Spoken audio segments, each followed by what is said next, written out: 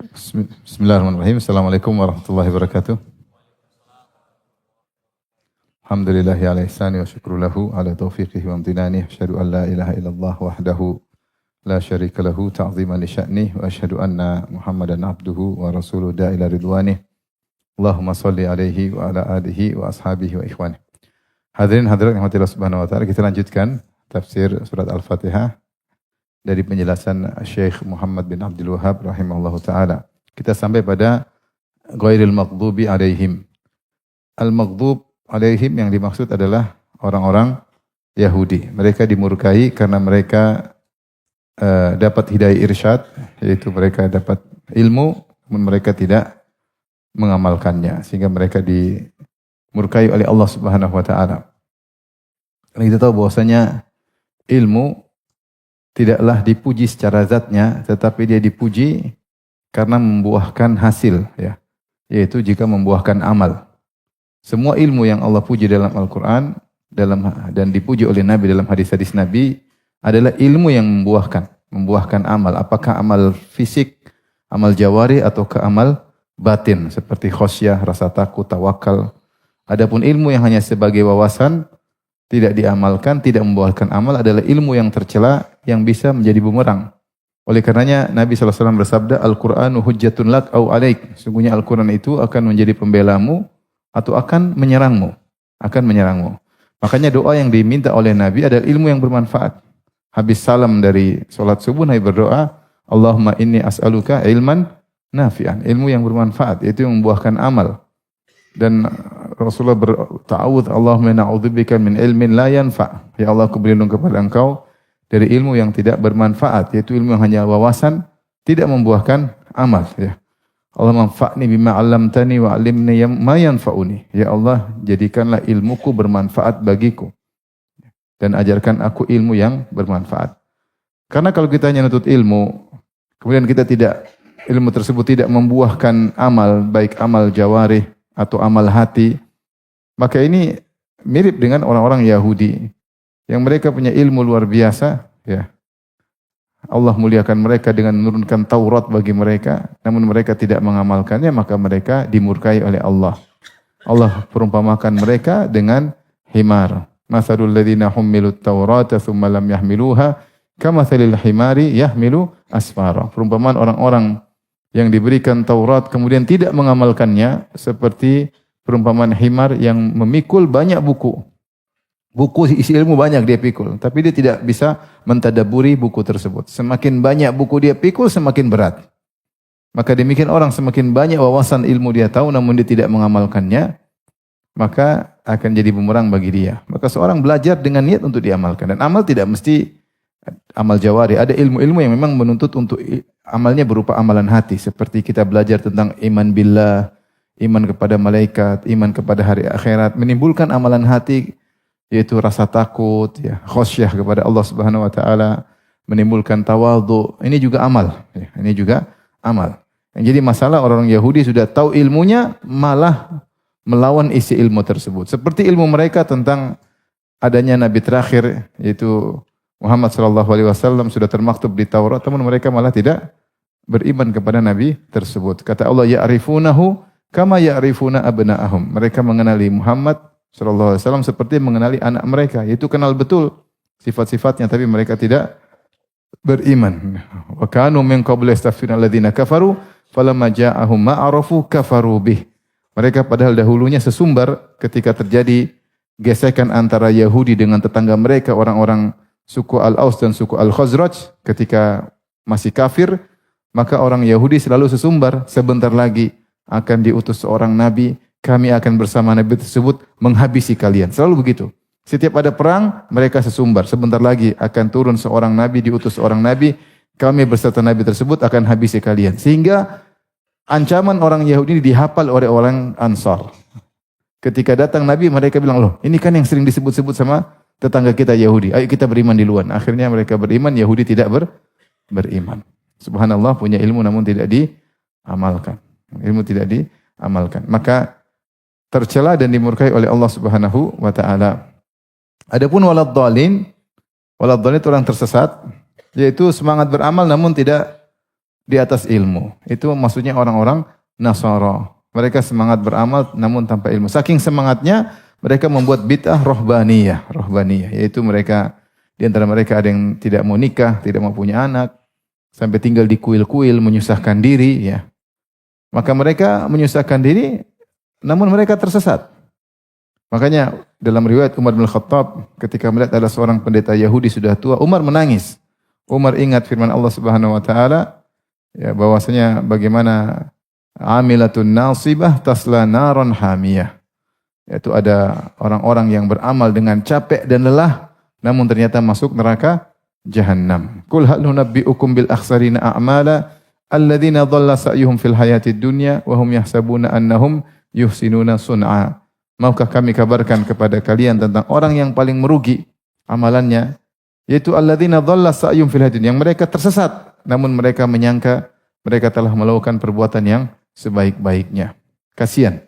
Ya sudah setengah mati, tidak menikah, tidak punya istri, tidak punya anak, ujung-ujungnya masuk neraka jahannam. Amilatun nasibah, capek-capek, berletih-letih, namun ternyata masuk neraka jahannam.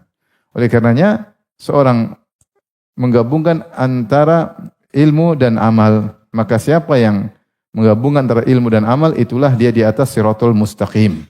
Itu jalannya para nabi, para siddiqin, para syuhada, para salihin. Adapun Yahudi dan Nasrani, maka mereka hanya mengamalkan salah satu, meninggalkan yang lain. Yahudi punya ilmu tidak diamalkan, Nasara mengamalkan tanpa ilmu. Tanpa ilmu.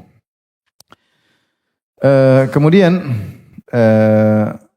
kata Syekh Abdul Wahab, wa amma qauluhu adapun ghairil maghdubi alaihim waladdallin, fal maghdub alaihim adapun yang dimurkai oleh Allah yaitu al-ulama alladzina lam ya'malu bi ilmihim. Itu para ulama yang tidak mengamalkan ilmunya. Yaitu beliau tahu bahwasanya yang dimaksud Yahudi, tapi beliau menganggap ayat ini bukan tentang orang Yahudi saja, tapi semua orang, semua ulama yang tidak mengamalkan ilmunya maka dimurkai juga oleh Allah. Dapat juga jatah dari kemurkaan Allah Subhanahu wa taala karena telah meniru-niru orang Yahudi. Wad-dhalun, dan orang-orang sesat, al-amiluna bila ilm, yaitu yang beramal tanpa ilmu, ya. Fal awwalu sifatul yahud, yang pertama sifatnya Yahudi, watsani sifatun nasara, yang kedua sifatnya orang Nasara. Kemudian beliau mengingatkan, banyak manusia idza ra'a fit tafsir, kalau membaca buku tafsir bahwasanya yang maghdub alaihim yang dimurkai adalah Yahudi, yang sesat adalah Nasara, dhannal jahilu anna dzalika makhsusun bihim. Maka dia menyangka ini ayat berbicara tentang Yahudi Nasrani. Seakan-akan dia tidak bakalan terjatuh dalam kesalahan mereka. Ya, padahal dia tahu bahwasanya anna rabbahu faridun alaihi an yad'a bi hadzal du'a. Padahal dia tahu Allah Subhanahu wa taala mewajibkan dia untuk berdoa dengan doa ini, yaitu ihdinas siratal mustaqim siratal ladzina an'amta alaihim ghairil maghdubi alaihim waladdallin amin. Berdoa paling tidak sehari 17 kali. Dan Allah menyuruh dia berdoa ihdinas siratal mustaqim, dan Allah menyuruh dia berlindung dari jalannya al-maghdub alaihim dan jalannya ad-dhalin, ya. Maka faya subhanallah kaifa yu'allimuhullah wa yakhtaru lahu wa yafridu alaihi an yad'u bihi da'iman ma annahu la hadar alaihi minhu. Bagaimana mungkin Allah mewajibkan dia untuk baca doa ini, untuk berlindung dari jalan Yahudi Nasara sementara dia tidak bakalan terjatuh? Bukankah Allah suruh kita berdoa tiap hari dengan doa ini supaya kita waspada dan ada potensi kita terjatuh dalam kesalahan Yahudi maupun kesalahan siapa? Nasara. Makanya kita berdoa terus. Kita menyadari betapa sering kita punya ilmu tidak kita amalkan. Benar atau tidak? Betapa sering. Udah ngaji lama tapi nggak diamalkan. Banyak orang berguguran. Ilmunya banyak tapi tidak diamalkan. Itu yang dikhawatirkan oleh kita, para ustadz, para ulama. Punya ilmu tapi tidak diamalkan. Dan itulah seperti sifat-sifat orang Yahudi. Dan tidak kita tahu betapa banyak orang beramal tanpa ilmu. Terjerumus dalam bid'ah. Terjerumus dalam akidah yang sesat, terjerumus dalam amal-amal yang sesat, praktek-praktek ibadah yang aneh-aneh. Betapa banyak bid'ah-bid'ah merajalela. Itulah mirip dengan Nasara yang beramal, berakidah tanpa dasar ilmu. Maka kita tidak pingin seperti Yahudi, punya ilmu tidak beramal, dan juga tidak pingin seperti Nasara, berilmu, beramal tanpa ilmu. Dan potensi kita untuk terjatuh kepada salah satu di antara keduanya sangat mungkin. Apalagi Rasulullah SAW menekankan dalam hadis. Kata Rasulullah SAW, la tattabi'unna sanana man kana qablakum. Shibran, dhira'an, dhira'an. Sungguh kalian akan mengikuti sunnah-sunnah orang-orang terdahulu. Ya, sejengkal itu maksudnya persis sama persis, shibron. Bukan sejengkal demi sejengkal, enggak. Shibron sama persis, shibron. Zira'an sama persis.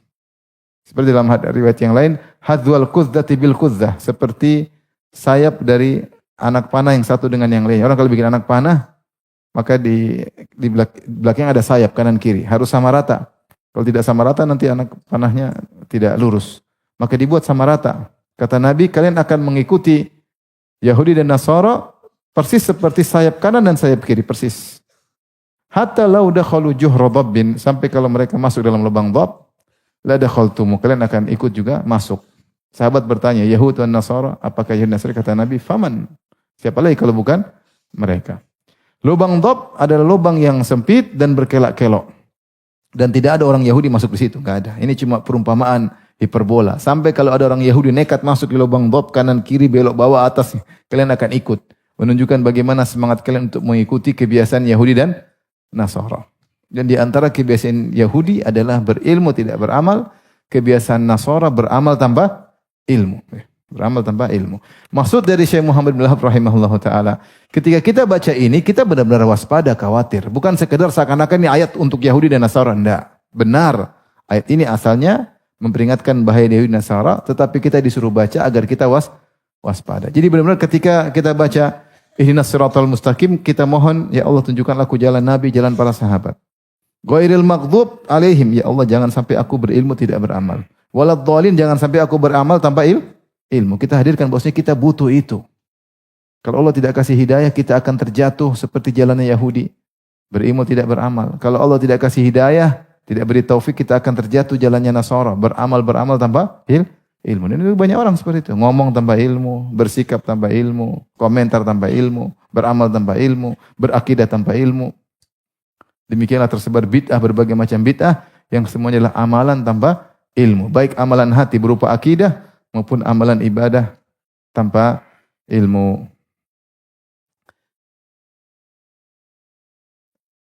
Maka beliau berkata, ya, wala yatasawwar annahu yaf'alu, jangan sampai dia menyangka dia tidak bakal terjatuh. Maka dia harus waspada. Mungkin dia terjatuh dalam salah satu jalan tersebut, Yahudi atau Nasrani. Maka jadi berdoa. Hadza min dhanni su'i billah, yang menyangka bahwasanya kita disuruh berdoa padahal kita tidak bakalan terjatuh. Ini namanya suudzon sama Allah. Ngapain Allah suruh kita berdoa kalau ternyata tidak bahaya? Allah suruh kita berdoa berarti bahaya atau tidak? Bahaya. Ya. Wallahu a'lam. Wa hadza akhirul Fatihah. Inilah ayat terakhir dari Al-Fatihah, yaitu ghairil maghdubi alaihim waladdallin waladdallin, itu ayat terakhir. Adapun amin, wa amma amin falaisat minal Fatihah, maka amin bukan dari ayat dalam Al-Fatihah. Walakinnaha ta'minun ala du'a, tapi itu adalah bentuk mengaminkan, yaitu ya Allah, maknaha Allahumma istajib, ya Allah kabulkanlah. Karena isi Al-Fatihah intinya adalah berdoa, maka kita bilang apa? Amin. Fal wajib ta'limul jahil, maka yang wajib adalah mengajarkan ilmu ini kepada orang yang tidak tahu, li'alla yadhunna annaha min kalamillah wallahu a'lam, agar dia tidak menyangka bahwasanya amin adalah dari firman Allah. Enggak, amin bukan dari firman Allah. Amin itu kita yang bicara. Jadi surat Al-Fatihah cuma sampai apa? Waladdallin. Baru kita bilang amin itu bukan firman Allah. Amin itu permintaan kita, ya. Permintaan kita, maka diucapkan oleh imam dan juga diikuti oleh makmum. Waladdallin, amin, ya. Barang-barang mengucapkan amin. Taib. Demikianlah surat Al-Fatihah. Kemudian Syekh Muhammad bin Wahab rahimahullahu taala menyebutkan faedah-faedah yang bisa diambil dari surat Al-Fatihah dalam beberapa bukunya, di antaranya buku ini, tafsir ayat-ayat pilihan, ya. Beliau berkata, wa hadhihi masailu mustambatatun min suratil Fatihah. Berikut ini adalah faedah-faedah, permasalahan-permasalahan, maksudnya faedah-faedah yang diambil, diistimbatkan dari surat Al-Fatihah. Kita renungkan bareng-bareng. Al-ula, faedah yang pertama, iyyaka na'bud wa iyyaka nasta'in. Dari firman Allah, iyyaka na'bud wa iyyaka nasta'in, fiha tauhid. Maka di situ ada tauhid. Benar atau tidak? Kita bilang iyyaka nasta'in berarti kita mengaku hanya beribadah kepada Allah. Itu tauhid uluhiyah. Kita seluruh ibadah kita hanya untuk Allah. Kita tidak riya, tidak mengharap pujian. Kita tidak beribadah kepada malaikat, tidak beribadah kepada wali-wali, tidak beribadah kepada para nabi, hanya beribadah kepada Allah. Kita menyembelih hanya untuk Allah. Kita tidak menyembelih untuk Nyi Roro Kidul. Kita tidak menyembelih untuk Dewi Sri, ya. Apalagi Mas Yanto, enggak. Enggak. Kita sembelih untuk siapa? Hanya untuk siapa? Allah. Jangan ikut tradisi-tradisi. Sebagian orang nyembelih untuk jin, dia bilang sedekah laut.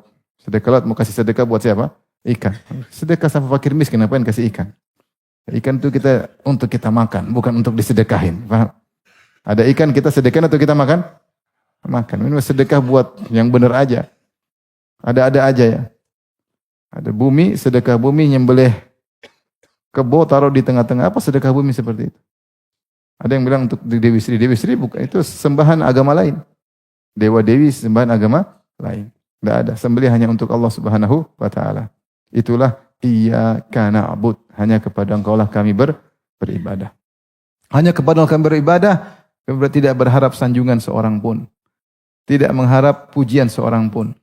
Tidak mengharap jempol siapapun. Like, enggak. Kita berharap ibadah hanya untuk Allah Subhanahu wa taala. Ini iyyaka na'bud terkait tauhid uluhiyah. Wa iyyaka nasta'in, dan hanya kepada Engkau lah kami pertolongan, yaitu yang bisa bantu kami hanyalah Engkau. Inilah tauhid ar-rububiyah. Bahwasanya semua yang menjadikan sukses hanyalah siapa? Allah. Yang bisa membuat kita berhasil hanya siapa?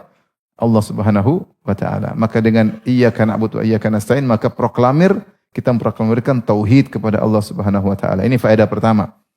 Faedah kedua, ihdinas siratal mustaqim. Ya. Yang siratal mustaqim. Tunjukkanlah kami jalan yang lurus. Tunjukkanlah kami jalan yang lurus. Fiha al-mutaba'atu. Pada ihdinas siratal mustaqim ada ittiba, mengikuti jalan Nabi. Karena yang dimaksud dengan siratal mustaqim yaitu siratal ladzina an'amta alaihim. Itu jalan orang-orang yang Kau beri nikmat kepada mereka. Dan Allah sebutkan dalam ayat yang lain, yaitu minan nabiyyin was-siddiqin wasyuhada was-salihin. Yaitu jalan para nabi, para siddiqin, para syuhada, para salihin. Yaitu jalan nabi dan para sahabat. Maka kita disuruh untuk mengikuti jalan para salafus saleh. Yaitu jalan nabi dan para sahabatnya. Maka jangan keluar dari mutaba'ah. Jangan ikuti jalan selain jalan mereka. Maka ini dalil tentang mutaba'ah, tentang manhajus salaf. Faedah yang ketiga, arkanuddin, rukun agama. Rukun agama di sini disebutkan 3. Al-hubbu, cinta, war-raja, berharap, dan al-khauf, rasa takut. Fal-hubbu fil ula, adapun al-hubbu pada ayat pertama, itu dari alhamdulillahirabbil alamin. War-raja fi tsaniyah, adapun raja dari ayat kedua, ar-rahmanir rahim. Wal khaufu fi tsalitsah, dan rasa takut dari Malik Yaumiddin, Ini 3 ini disebut dengan istilah arkan al-ibadat al-qalbiyah, ya. Ada namanya, kita ada kenal namanya rukun iman. Kita kenal juga namanya rukun apa? Islam. Ini istilah para ulama. Rukun iman yaitu yang beriman kepada 6, iman kepada Allah, kepada malaikat, kepada kitabnya, kepada rasul, kepada hari akhirat, kepada takdir. Paham? Rukun Islam yaitu apa? Syahadatain, salat, zakat, puasa apa? Haji. Ada 5. Ini 5, ini ada 6. Ada namanya arkanuddin. Ini rukun agama. Dan ada istilah yang disebut dengan arkan al-ibadat al-qalbiyah, yaitu arkan al-ibadat al-qalbiyah. Itu rukun hati dalam ibadah. Rukun terkait hati ketika beribadah. Apa yang harus kita hadirkan dalam hati kita ketika sedang beribadah? 3. Yaitu al-mahabbah atau cinta kepada Allah. Cinta kepada Allah. Yang kedua, ar-raja, berharap kepada Allah. Yang ketiga adalah al-khauf, takut kepada Allah. Nah, 3 rukun ibadah hati ini atau rukun amalan hati ini harusnya kita hadirkan ketika setiap beribadah. dihadirkan setiap kita beribadah. Setiap beribadah. Ketika sedang sholat, hadirkan bahwasanya cinta kepada Allah, maka semangat sholat. Berharap kepada Allah Subhanahu wa taala, dan takut kepada Allah Subhanahu wa taala. Dan tiga rukun ini kita bisa ambil dari surat Al-Fatihah. Ketika kita baca Alhamdulillahi Rabbil Alamin, yaitu segala puji bagi Allah. Dan di antara kenapa kita memuji Allah, karena Allah berikan nikmat kepada kita. Dan yang pemberi nikmat, kita akan cinta kepada orang yang beri nikmat, kepada zat yang beri nikmat kepada kita. Kepada manusia yang berbuat baik kepada kita cinta enggak? Cinta. Apalagi Allah yang maha pemberi nikmat. Ya. Makanya penyair berkata, ahsin ilan nasi tasta'bid qulubahumu wa talama ista'badal insanul ihsanu, ya.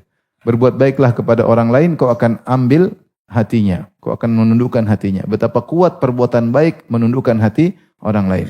Rasulullah bersabda, tahadu tahabu, saling memberi hadiah maka kalian akan saling mencintai. Maka kalau ada orang berbuat baik sama kita, kita akan suka sama dia. Apalagi sang pemberi nikmat yang kita sering memuji dengan Alhamdulillahirabbil alamin. Di antara sebab kita memuji adalah banyaknya nikmat yang Allah berikan kepada kita. Maka kita alhamdulillah. Ketika kita baca Alhamdulillahirabbil alamin, kita bayangkan bahwasanya Allah adalah Maha Pemberi nikmat, yang Allah berkata wa in ta'uddu ni'matallahi la tuhsuha. Kalau kalian hitung-hitung nikmat Allah, kalian tidak bisa menghitungnya. Sehingga kita pun menjadi cinta kepada Allah Subhanahu wa taala. Ketika kita baca Ar-Rahmanir Rahim, yang Maha Pengasih lagi Maha Penyayang. Nabi mengatakan bahwasanya lallahu arhamu bi ibadihi min hadi bi waladiha. Allah lebih sayang kepada hamba-hambanya daripada seorang ibu kepada anaknya. Maka kita akan menjadi berharap kepada Allah Subhanahu wa taala. Allah Maha Penyayang. Allah Maha Penyayang.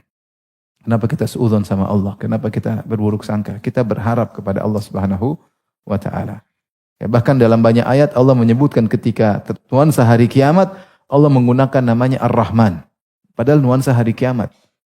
Seperti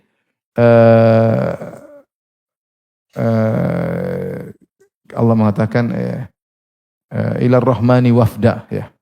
Ketika dibawalah orang-orang bertakwa, yauma nahsyurul muttaqina ilar rahmani wafda, ya.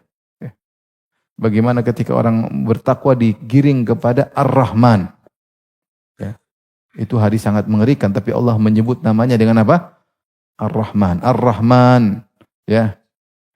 Dalam banyak ayat Allah sebut dengan nama Ar-Rahman, ya.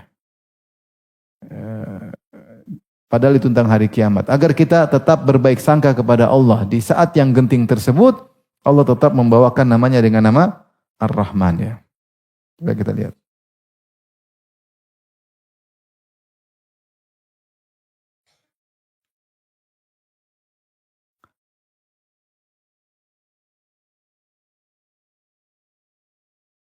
Seperti misalnya dalam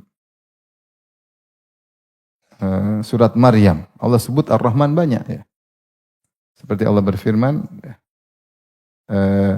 "Tsumma lananzi'anna min kulli syi'atin ayyuhum ashaddu 'alar rahmani atiya." Kemudian kami akan tarik dari setiap golongan siapa di antara mereka yang sangat durhaka kepada Ar-Rahman. Itu tentang hari kiamat. Itu Allah cabut orang-orang yang musyrikin, orang-orang pembangkang dimasukkan neraka. Kata Allah, siapa yang paling besar pembangkangannya kepada Ar-Rahman. Allah juga berfirman, yauma nahsyurul muttaqina ilar rahmani wafda. Hari di mana kami kumpulkan orang bertakwa kepada Ar-Rahman. Adalah hari sangat mengerikan, hari kiamat. Tapi Allah menggunakan nama-nama Ar-Rahman dari sekian banyak nama-nama Allah Subhanahu wa taala. Agar kita tahu meskipun hari tersebut sangat dahsyat, hendaknya kita tetap berbaik sangka kepada Allah Subhanahu wa taala. Kata Allah, la yamlikuna syafa'ata illa man ittakhadha indar rahmani ahda. Mereka tidak berhak mendapatkan syafaat kecuali orang yang telah mengadakan perjanjian di sisi Tuhanmu yang Maha Pemurah, yang Maha Penyayang. Ya, dan seterusnya.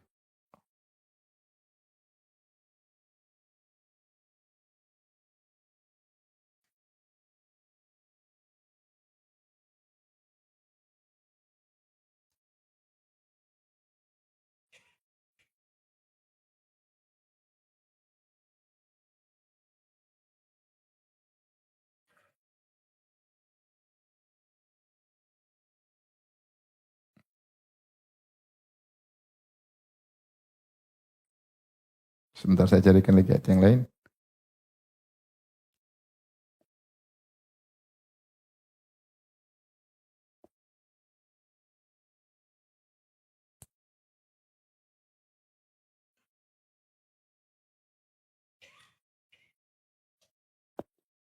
Seperti juga di dalam surat An-Naba kata Allah, "Yauma yakumur ruhu wal malaikatu shaffa la yatakallamuna illa man adzina lahur rahman wa qala shawaba." Ketika hari kiamat, pada hari di mana malaikat Jibril dan malaikat-malaikat yang lain berdiri bersaf-saf, mereka tidak bisa berbicara, berkata-kata saking takutnya kepada Allah. Illa man adzina lahur rahman, kecuali yang diizinkan oleh siapa? Ar-Rahman. Maksudnya Allah Maha Penyayang. Allah Maha Penyayang. Makanya wa anta arhamur rahimin. Engkau adalah zat yang paling Maha Penyayang dari semua yang menyayangiku. Hanya kita tahu yang sayang sama kita banyak. Orang tua kita sayang, istri kita sayang. Istri sayang atau tidak? Allah alam. Anak-anak sayang, kakak sayang, adik sayang, teman sayang. Tapi semua masih kalah. Karena Allah adalah wa anta arhamur rahimin. Ketika kita Allah punya sifat rahmat, kita punya harapan. Maka dengan baca Ar-Rahmanir Rahim, Ar-Rahmanir Rahim, Bismillahirrahmanirrahim, Alhamdulillahirabbil alamin, Ar-Rahmanir Rahim, maka kita timbul roja di situ. Kemudian ketika kita baca Maliki Yaumiddin, timbul rasa takut. Penguasa hari pembalasan, kita akan dibangkitkan, kita akan dikumpulkan. Langit akan dihancurkan, bumi akan tenggelam genggaman Allah Subhanahu wa taala, bintang-bintang berjatuhan. Kita dibangunkan dari kuburan dalam kondisi tidak berpakaian, kemudian dikumpulkan, matahari turunkan dalam jarak 1 mil. Kemudian kita di sidang, kemudian dihisab, entah nasib kita seperti apa di hari kiamat kelak, maka timbul rasa takut. Maka ini disebut dengan rukun ibadah qalbiyah yang hendaknya hadir dalam diri seorang ketika dia beribadah. Ada cinta kepada Allah, ada berharap dan ada rasa takut. Taib. Rabi'ah di antara faedah yang berikutnya, halakul aktsar fil jahli bil ayatil ula, a'ni istighraqul hamdi wa istighraqir rubiyatil alamin. Betapa banyak orang yang binasa karena tidak ngerti tentang ayat yang pertama, alhamdulillahirabbil alamin. Itu mereka tidak tahu bahwasanya Allah dipuji dalam segala sisi. Istighraq. Alhamdulillah kita bilang alif lam, di sini ada alif lam al istighraq. Kalau kita artikan bahasa Indonesia, segala puji milik siapa? Allah. Maka kita bilang alif lam al istighraq, itu mencakup seluruh pujian. Segala puji hanya milik Allah. Kemudian Rabbil alamin, istighraq rububiyatil alim, bahwasanya Allah adalah Rabb seluruh alam semesta. Selain Allah adalah alam. Jin, malaikat, arsy, manusia, hewan, tumbuhan, bumi, langit, awan, planet, alam semesta, semua selain Allah namanya apa? Alam. Dan Allah adalah Rabb-nya. Dia yang menciptakannya dan dia yang mengurusinya. Maka orang kalau tahu bahwasanya rububiyah Allah, pengaturan Allah meliputi seluruh alam semesta, tentu dia tidak akan menyembah kepada selain Allah Subhanahu wa taala.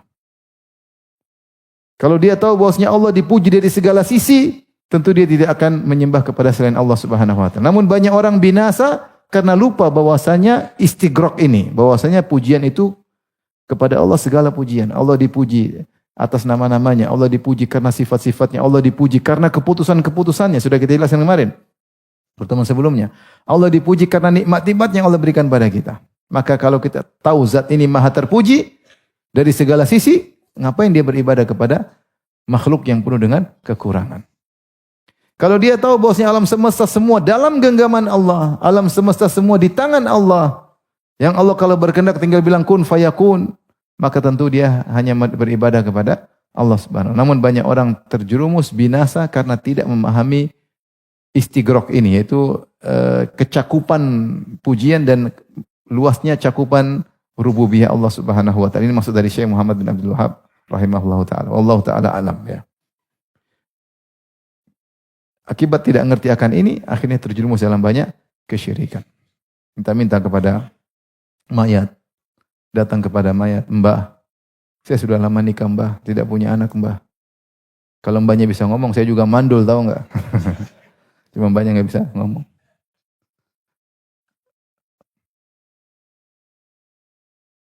Subhanallah. Orang-orang lupa bahwasanya pencipta segalanya adalah Allah Subhanahu wa taala, sampai beribadah kepada selain Allah Subhanahu wa taala. Baik, berikutnya al-khamisah, awwalul mun'am alaihim wa awwal maghdubi alaihim wadhdallin. Yang pertama kali diberi nikmat oleh Allah adalah para nabi. Mereka adalah orang yang paling dapat nikmat. Awwalul maghdubi alaihim, yang pertama dimurkai oleh Allah orang apa? Yahudi. Wadhdallin, yang paling pertama divonis sesat oleh Allah adalah siapa? Orang Nasara. Ini pengetahuan ya. Bagaimana mulianya para nabi karena memiliki ilmu dan mengamalkannya, bagaimana hancurnya orang Yahudi karena berilmu tidak mengamalkannya. Dan bagaimana tersesatnya orang-orang Nasara. Ya. Mereka tersesat sementara mereka menganggap yang tidak Nasara sesat. Sehingga mereka mengatakan ingin menyelamatkan domba-domba yang tersesat. Padahal mereka sendiri apa? Sesat. Subhanallah. Gimana? Kita dianggap domba-domba yang sesat. Padahal kita onta-onta yang dapat hidayah. Maksudnya kita bertauhid. Yang sesat itu yang syirik. Yang sesat yang syirik. Gimana yang bertauhid dikatakan apa? Sesat. Semua yang tidak meyakini Nabi Isa adalah penebus dosa dianggap apa?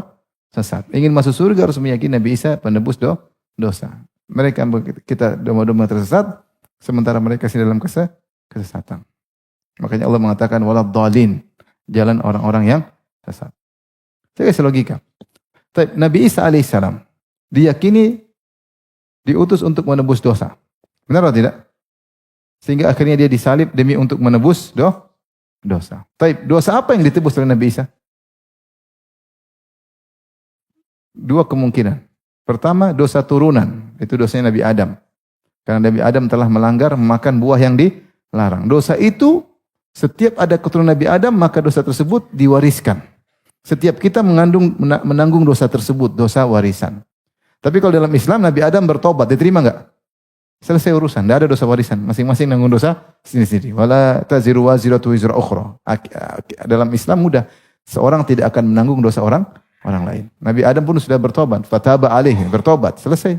Tidak ada dosa warisan. Bagi mereka enggak ada dosa warisan. Tapi dosa warisan itu gara-gara dosa makan apa? Makan buah yang dilarang. Setiap anak keturunan Nabi Adam menanggung dosa tersebut. Dosa itu tidak bakalan bisa hilang kecuali ada yang menebusnya. Dan ini tidak pernah diceritakan pada nabi-nabi sebelumnya. Bahwasanya kita semua punya dosa warisan. Nabi Nuh, Nabi Hud, Nabi Saleh, Nabi Ayub, Nabi Musa, Nabi Daud, Nabi Sulaiman. Tidak pernah cerita kita ini meskipun bertobat mati-matian tetap saja ada dosa apa? Warisan. Dan tidak bakalan hilang kecuali ada anak Tuhan yang menebusnya. Itu enggak ada dalam kamus para nabi sebelumnya. Paham? Tidak ada. Ini baru muncul ketika di zaman belakangan. Ada istilah, ada dosa warisan tidak bakalan ditebus kecuali yang menebusnya anak Tuhan. Baik. Kemungkinan kedua yang ditebus oleh Nabi Isa adalah seluruh dosa kaum Nasara. Siapa yang masuk Nasara semua dosanya ditebus. Menurut antum mana yang ditebus? Dosa pertama atau dosa seluruh dosa? Menurut antum? Kita nggak tahu, tanya sama mereka. Baik. Kita bilang dua kemungkinan. Kalau kemungkinan pertama yang ditebus cuma dosa makan buah, apa bandingannya dosa makan buah dengan zina, dengan mencuri, dengan minum khamar, dengan dosa bermacam-macam manusia terjerumus dalam dosa? Kalau yang ditebus cuma itu, tidak ada fungsinya Nabi Isa disalib ketika itu. Benar enggak? Paham tidak? Saya ulangi, kalau yang ditebus cuma dosa itu, kan dosa banyak. Apa masalahnya dosa dengan makan buah dibandingkan dengan mencuri, korupsi, membunuh, berzina? Apa bandingannya dosa makan buah dengan dosa-dosa yang banyak-banyak ini? Kalau ternyata yang diampuni cuma dosa makan buah, lah percuma dosa yang lain tidak diampuni. Paham? Oh kalau gitu, bukan itu. Kalau gitu mana? Semua dosa diampuni. Kalau semua dosa diampuni, ya silakan berdosa-dosa. Toh sudah ditebus. Paham? Kalau yang dimaksud pertama, yang dimaksud diampuni dosa makan buah, berarti ketika Nabi Isa disalib, berarti dosa tersebut diampuni enggak? Diampuni enggak? Menurut kalau yang dimaksud dosa pertama, berarti diampuni enggak? Ya berarti kita warisan pun sudah hilang. Kita juga sudah tidak menanggung warisan tersebut. Kalau begitu karena dosa sudah diampuni, kita tidak masuk Nasrani pun sudah selamat. Kenapa? Karena dosanya sudah ditebus. Intinya agak repot juga karena ini tidak pernah diucapkan oleh nabi-nabi sebelumnya. Sementara Allah vonis mereka sesat karena beribadah tanpa ilmu, sementara mereka menganggap kita apa? Sesat. Domba-domba tersesat. Ya begitulah ya. Baik, kita lanjutkan. As-sadisah, faedah yang keenam, zuhurul karam wal hamdi fi dzikril mun'am alaihim. tampak bagaimana kemuliaan dan kebaikan Allah ketika Allah menyebutkan al-mun'am alaihim, yaitu nabiyin, siddiqin, wa syuhada, wa salihin. Bahwasanya yang menjadikan benar-benar yang menyebabkan mereka dapat hidayah adalah Allah Subhanahu wa taala. Benar-benar mereka dapat nikmat. Karena kita tidak bakalan dapat hidayah. Nabi Muhammad tidak dapat hidayah. Abu Bakar As-Siddiq tidak dapat hidayah. Kecuali yang kasih hidayah siapa? Allah. Makanya Nabi Muhammad berkata, laulallah mahtadaina. Kalau bukan karena Allah kami tidak dapat hidayah. Wala sallaina wala tasaddaqna. Kami tidak bakalan bisa salat, kami tidak bisa bersedekah. Kalau bukan hidayah dari Allah Subhanahu wa taala. Makanya Nabi adalah orang yang paling suka berdoa minta hidayah. Wahdi qalbi, ya Allah berilah petunjuk kepada hatiku. Ya. Allahumma inna as'aluka al-huda wa tuqa, ya Allah aku mohon petunjuk kepadamu. Ya muqallibal qulub tsabbit qalbi ala dinik. Rasulullah minta terus kepada Allah Subhanahu wa taala. Ya, karena Rasulullah tahu yang pemenentu hidayah adalah siapa? Allah Subhanahu wa taala. Allah berfirman, "Walaula fadlullahi 'alaikum wa rahmatuhu ma zaka minkum min ahadin abada. Walakinna Allah yuzakki may yasha." Kalau bukan karunia Allah dan rahmat Allah, tidak seorang pun dari kalian menjadi orang soleh. Tetapi Allah memberi hidayah, mensolehkan siapa yang Allah kehendaki. Walakinna Allah habbaba ilaikumul imana wa zayyanahu fi qulubikum wa karraha ilaikumul kufra wal fusuq wal isyan. Tapi Allah yang menjadikan kalian cinta kepada iman. Dan Allah hiasi iman tersebut dalam hati kalian. Dan Allah menjadikan kalian benci kepada kekufuran, kepada kefasikan dan kepada kemaksiatan. Yang bikin kita senang dengan iman, kita benci kepada maksiat siapa? Allah Subhanahu wa taala. Maka benar-benar orang yang dapat hidayah, benar-benar dapat nikmat yang paling agung. Nikmat tiada tara, itu nikmat apa? Hidayah. Makanya kata Syekh, ya di sini benar-benar nampak kebaikan Allah ketika Allah menyebutkan orang-orang yang dapat hidayah, dapat nikmat. Kemudian zuhurul qudrah wal majdi fi dzikril maghdubi alaihim waddallin. Nampak bagaimana maha kuasa Allah dan agungnya Allah ketika Allah menyebut tentang Yahudi dan Nasara. Saya renungkan bagaimana Yahudi ya. Bagaimana semua di tangan Allah Subhanahu wa taala. Hidayah di tangan Allah. Bayangkan mereka ini memiliki sebab hidayah dari segala sisi. Allah berikan mereka nikmat luar biasa. Wa anni faddaltukum 'alal alamin. Dan aku telah muliakan kalian di atas seluruh bangsa-bangsa yang lain. Wa laqad ikhtarnahum 'ala ilmin. Kami telah memilih kalian di atas ilmu. Jadi Yahudi Allah muliakan di seluruh bangsa-bangsa yang lain. Allah kirimkan kepada mereka banyak nabi dari Bani Israel. Apalagi di zaman Nabi Musa alaihissalam. Allah berikan mukjizat-mukjizat yang banyak yang mungkin tidak seperti para sahabat. Bayangkan ular di depan mereka, tongkat jadi apa? Ular. Fa idza hiya hayyatun tas'a, tiba-tiba menjadi ular yang gerak cepat. Dalam ayat yang lain su'banun mubin, jadi ular yang besar. Allah sebut ular besar. Hayat itu asalnya bahasa Arab ular kecil. Kok kadang dibilang besar, kadang dibilang kecil. Para ulama mengatakan maksudnya dari sisi fisik dia su'ban, ular besar. Dari sisi gerakan seperti ular kecil. Karena biasanya ular gemuk lambat. Tapi ularnya dari Musa enggak. Besar tapi apa? Lincah. Tongkat jadi ular besar lincah. Kemudian makan ular-ular lain. Luar biasa. Ini mungkin orang beriman. Ini sudah mukjizat itu. Nabi Musa keluarkan tangan jadi keluar cahaya. Membelah laut menjadi terbelah. Ini semua mereka lihat. Mana wasalwa, makanan dari surga turun tinggal makan. Batu dipukul keluar 12 keran, luar biasa. Sampai batunya diangkat-angkat. Kalau butuh air, plong keluar 12 keran. Luar biasa. Maksudnya mukjizat banyak sekali. Kemudian mereka waktu ngeyel disuruh beriman kepada Taurat, menjalankan, mereka enggak mau, Allah kirim gunung, ayo, macam-macam. Ampun. Maksudnya berulang-ulang mukjizat yang kejadian luar biasa. Tapi hidayah di tangan siapa? Allah. Ditinggal sebentar Nabi Musa, nyembah sapi. Allahu Akbar. Maksud saya, apalagi yang kurang? Nabinya Nabi Musa kerennya luar biasa, kuatnya luar biasa, sabarnya luar biasa, sayang sama mereka luar biasa. Tapi hidayah di tangan Allah. Sementara Nabi Muhammad SAW tidak diberikan mukjizat yang nampak luar biasa seperti itu di hadapan para sahabat. Mukjizat ada, tapi tidak seperti laut terbelah, tongkat jadi ular. Mungkin kalau tongkat jadi ular, Abu Jahal langsung beriman. Tapi ternyata mukjizat, maksudnya mukjizat tidak sementerengnya mukjizat siapa? Nabi Musa, benar-benar luar biasa. Fir'aun pun sebenarnya beriman, cuma dia sombong aja. Tapi yang aneh, kau Bani Israel kok bisa membangkang? Itu jadi aneh. Inilah semua di tangan Allah Subhanahu wa ta'ala. Seluruh sebab hidayah ada, tapi kalau nggak dapat hidayah, nggak dapat hidayah. Seperti orang-orang munafik. Orang munafik itu seluruh sebab hidayah sudah terkumpulkan bagi mereka. Lihat Nabi langsung, lihat akhlak Nabi, sholat sama Nabi, tahu bahasa Arab, ngerti Al-Quran, antum bahasa Arab nggak bisa, mereka bisa. Tapi tidak beriman. Berarti hidayah di tangan siapa? Apa kurangnya Abu Talib? Lihat seluruh sebab hidayah semua di depan mata dia. Tapi hidayah di tangan Allah Subhanahu wa ta'ala. Kemudian as-samina, faedah yang ke-8, doaul Fatihah. Doa Fatihah, ma'a qawlihi la yustajabu doa min qalbin ghafilin. Maksudnya apa? Orang kalau berdoa dengan doa Al-Fatihah, Allah jamin. Kata Allah Subhanahu wa ta'ala, wali abdi ma sa'al. Hadza li abdi wali abdi ma sa'al. Ini bagian 3,5 di belakang adalah untuk hambaku. Dan hambaku yang dia minta akan aku kabulkan. Jadi hukum asal kalau kita berdoa, iyyaka nasta'in, ihdinas siratal mustaqim, siratal ladzina an'amta 'alaihim ghairil maghdubi 'alaihim waladdallin. Amin. Hukum asal diterima. Cuma ada penghalang. Penghalang hati kita tidak hadir.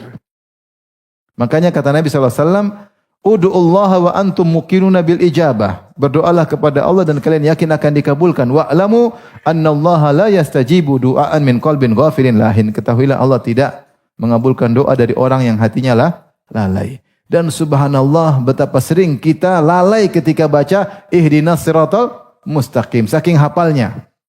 Tahu-tahu waladdallin, amin. Lupa tadi. Harusnya kan persiapan dari awal. Alhamdulillahirabbil alamin. Kita Allah mengatakan hamidani abdi ar-rahmanir rahim. Asna alayya abdi. Maliki yaumiddin. Majjadani abdi. Iyyaka na'budu wa iyyaka nasta'in. Hadza li wa li abdi ma sa'al. Ini untukku dan untuk hambaku, dan hambaku mengirim itu. Baru ihdinas siratal mustaqim siratal ladzina an'amta 'alaihim ghairil maghdubi. Tapi kita melayang. Karena setan datang. Setan kalau azan dia kabur.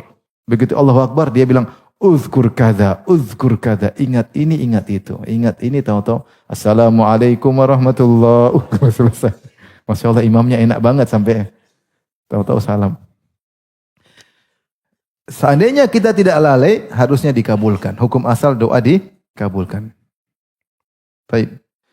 Yang ke-9, qauluhu siratal ladzina an'amta 'alaihim.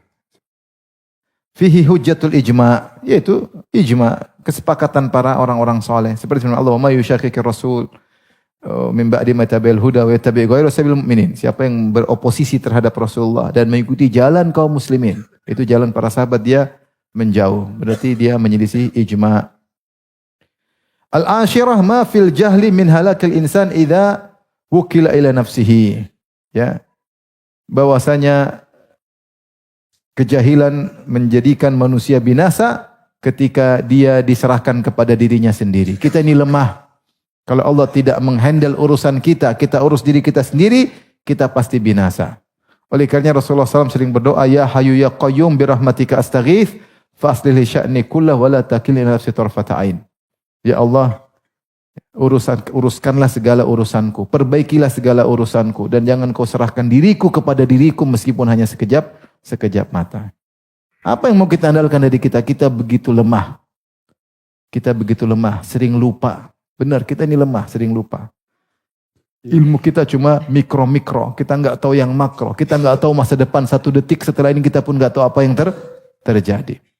Kita sangat lemah. Tapi azan dulu, baru kita lanjutkan.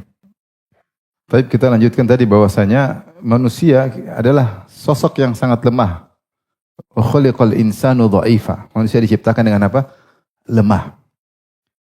Diciptakan dari air mani yang hina. Mimma immahin. Dari air mani, air yang hina.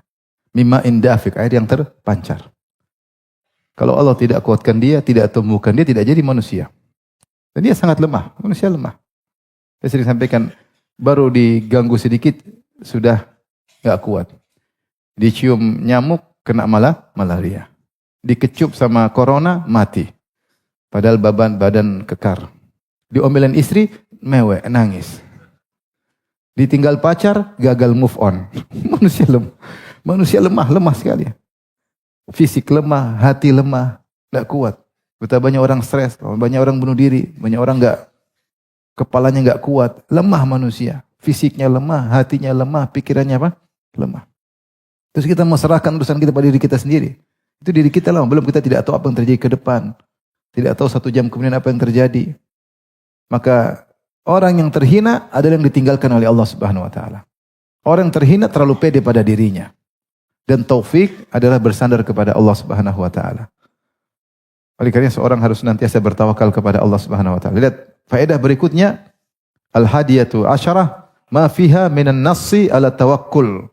Dalam Al-Fatihah diajarkan kita untuk bertawakal, yaitu di antaranya kita berkata wa iyyaka nasta'in. Kepada Engkau lah kami meminta pertolongan. Setelah kita mengatakan alhamdulillahirabbil alamin. Dialah penguasa, pencipta, pengatur seluruh alam semesta, penentu segala keputusan. Tidak ada kejadian yang terjadi kecuali dengan kehendaknya. Karena semua di tangannya, kita mengatakan wa iyyaka nasta'in. Hanya kepada Engkau lah kami mohon pertolongan. Hendaknya kita bertawakal dalam segala hal. Sudah bilang, tawakal dalam segala hal. Dalam beribadah bertawakal, mencari nafkah bertawakal, ngurus anak bertawakal, ngurus istri bertawakal, cari nafkah bertawakal, pergi ke masjid bertawakal. Segala kegiatan bertawakal. Jangan lupa sering banyak berdoa. Maka orang yang paling bahagia adalah orang yang sering berdoa. Dan itulah Nabi Muhammad SAW. Dan doa itu adalah aplikasi yang nyata tentang tawakal. Usahakan kita keluar rumah berdoa, masuk rumah berdoa, makan berdoa, habis makan muji Allah Subhanahu wa taala, masuk WC berdoa, keluar WC berdoa, naik kendaraan berdoa, bersafar berdoa, masuk suatu negeri berdoa, masuk pasar berdoa, apalagi masuk pasar. Ibu-ibu kalau enggak berdoa bahaya. Khawatir melihat barang-barang mewah padahal duit enggak ada. Banyak setan di pasar berdoa. Baik. Yang berikutnya, ats-tsani asyarah ma fiha min at-tanbih ala butlani syirik, tentang rusaknya kesyirikan. Yaitu syirik terkait uluhiyah, syirik terkait asma sifat, syirik terkait rububiyah. Semuanya dibantah dalam Al-Fatihah. Ya, dibantah dalam Al-Fatihah ya. Kalau kita bilang iyyaka na'bud, maka kita tahu kesyirikan menyembah kepada selain Allah, syirik dalam uluhiyah semuanya batil. Kita bilang iyyaka nasta'in, maka ini membantah segala syirik dalam rububiyah. Karena yang menentukan segala hanyalah siapa? Allah Subhanahu wa taala. Tidak ada yang mengatur sama sekali kecuali Allah. Tidak ada yang menyertai Allah dalam penciptaan, dalam kepemilikan dan dalam pengaturan. Innal hamda wan ni'mata laka wal mulk la syarika lak. La syarika lak. Kemudian yang berikutnya tanbih ala butlanil bid'ah. Peringatan akan batilnya kebid'ahan. Karena kita mengatakan ihdinas siratal mustaqim. Itu kita minta jalannya Nabi dan jalannya para sahabat. Semua bid'ah adalah menyelisihi jalannya Nabi dan jalan para sahabat. Makanya Rasulullah mengatakan, "Wasataftariqu hadhil ummah ala 73 firqah." Umat ini akan terpecah menjadi 73 golongan. Kulluha finnar, semuanya di neraka illa wahidah, kecuali satu golongan yang selamat. Ditanya, "Man hum ya Rasulullah?" Siapa mereka? Kata Rasulullah, "Man kana mithli ma ana alaihi, man kana ala mithli ma ana alaihi al-yauma wa ashabi." Yaitu orang yang berjalan di atas jalanku dan jalan sahabatku.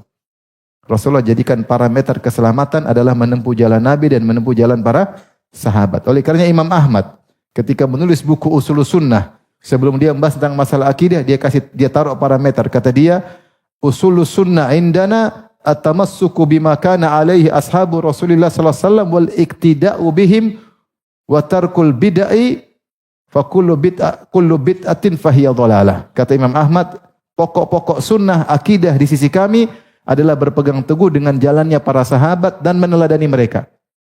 Dan meninggalkan seluruh bid'ah, karena seluruh bid'ah adalah sesat. Ini parameter cara beragama. Baru kemudian dia jelaskan.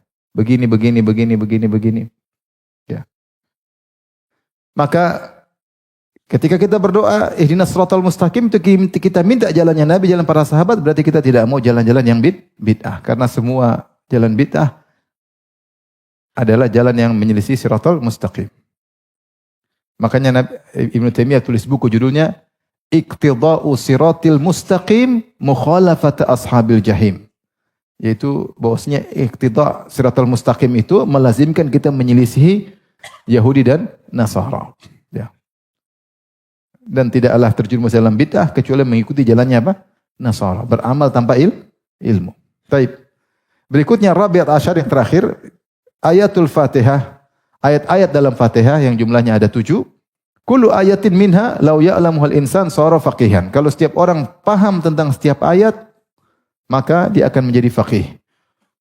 Wa kullu ayatin ufrida ma'naha bitasanif. Dan setiap ayat bisa dibuat satu buku. Artinya kita bisa bahas Alhamdulillahirabbil alamin bisa bikin satu buku. Alhamdulillah Rabbil alamin ini bisa jadi satu buku. Ar-Rahmanir Rahim bisa jadi satu buku. Kemudian Maliki Yaumiddin bisa jadi satu buku. Iyyaka na'budu wa iyyaka nasta'in bisa jadi satu buku. Ihdinas siratal mustaqim bisa jadi satu buku. Siratal ladzina an'amta 'alaihim ghairil maghdubi 'alaihim satu buku. Setiap ayat bisa bikin buku. Oleh karenanya Al-Fatihah disebut dengan Ummul Kitab. Kenapa disebut Ummul Kitab? Induknya Alkitab seakan-akan Al-Quran berapa surat? 114. Seakan-akan 113 surat lainnya adalah syarah dari Al-Fatihah. Makanya Al-Fatihah disebut dengan induknya Al-Quran. Karena seluruh surat-surat yang lain maknanya menginduk kepada Al-Fatihah. Maka disebut dengan Ummul Kitab. Kata Nabi SAW, La salata illa bi Ummil Kitab. Tidak ada salat yang sah kecuali dengan baca induknya Alkitab yaitu Al-Fatihah. Maka siapa yang paham Al-Fatihah dengan baik, maka dia dapat ilmu yang sangat banyak. Taib. Ini selesai dari tafsir ayat-ayat pilihan.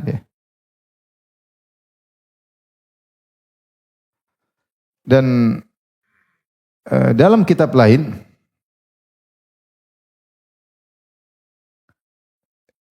Syekh Abdul Wahab juga punya syarah tentang faedah-faedah Al-Fatihah. Nanti kepanjangan lagi, enggak usah lah ya. Sudah cukup lah. Ini buku lain, tapi enggak usah gitu, kita baca ya. Insyaallah selesailah Al-Fatihah. Dianggap apa? Selesai. Dianggap selesai. Cuma ada satu tambahan faedah, yaitu beliau mengatakan wa fi hadhihi thalatha arad ala man ta'allaqa bi wahdatin minha. Kaman ta'allaqa bil. Bahwasanya tadi kita sebutkan di antara faedah Al-Fatihah ada rukun ibadah ada berapa? 3. Mahabbah, kemudian apa? Roja sama khauf. Maka dia bilang ini adalah bantahan. Dalam buku lain beliau berkata, di sini ada bantahan bagi orang yang hanya bersandar kepada salah satunya. Hanya beribadah kepada Allah dengan cinta saja, atau beribadah kepada Allah dengan harapan saja, atau beribadah kepada Allah dengan takut saja. Seperti yang beribadah kepada Allah dengan cinta, seperti pengakuan sebagian orang-orang sufiyah. Kata mereka tidak boleh beribadah kepada Allah kalau berharap surga, enggak boleh. Harusnya cinta. Bahkan antara mereka yang berkata, saya tidak berharap surga dan saya tidak takut neraka. Omong kosong. Nabi saja minta surga. Nabi Ibrahim saja yang Khalilur Rahman, kekasih Allah. Yang disebut kekasih Allah cuma 2. Ibrahim dan Nabi Muhammad alaihi wassalam. Itu pun mereka minta surga. Rasulullah berdoa dalam doanya banyak. Allahumma inni as'alukal jannah. Nabi Ibrahim berdoa waja'alni min warathil jannati na'im dalam Al-Quran. Ya Allah, jadikanlah aku pewaris surga yang penuh dengan kenikmatan. Dan Rasulullah menyuruh kita untuk minta surga. Maka kita beribadah, cinta kepada Allah dan berharap surga. Dan takut kepada neraka. Fattaqun nar, hindarlah diri dari neraka. Allah yang suruh. Orang bilang waspadalah di neraka, kita bilang enggak, saya enggak takut. Ya enggak benar. Jadi harus tiga-tiganya. Demikian juga yang hanya beribadah hanya roja seperti orang Murji'ah. Enggak apa-apa maksiat, Allah Maha Pengampun. Aman. Allah Maha Penyayang. Lebih sayang daripada ibu kita. Jadi maksiat aja aman. Gimana aman? Bukan banyak ayat Allah menyiksa hamba-hambanya juga. Jangan juga takut, ibadah sangat takut sehingga memberi putus asa kepada hamba-hamba Allah. Ah, ini kafir nih, kafir. Seakan-akan Allah tidak punya rahmat sama sekali. Maka ibadah yang benar tergabung tiga-tiganya, cinta, berharap dan takut. Maka kita anggap kita selesai dari surat Al-Fatihah. Insyaallah pertemuan berikutnya kita masuk surat Al-Baqarah. Tapi demikian saja, wabillahi taufiq hidayah. Assalamualaikum warahmatullahi wabarakatuh.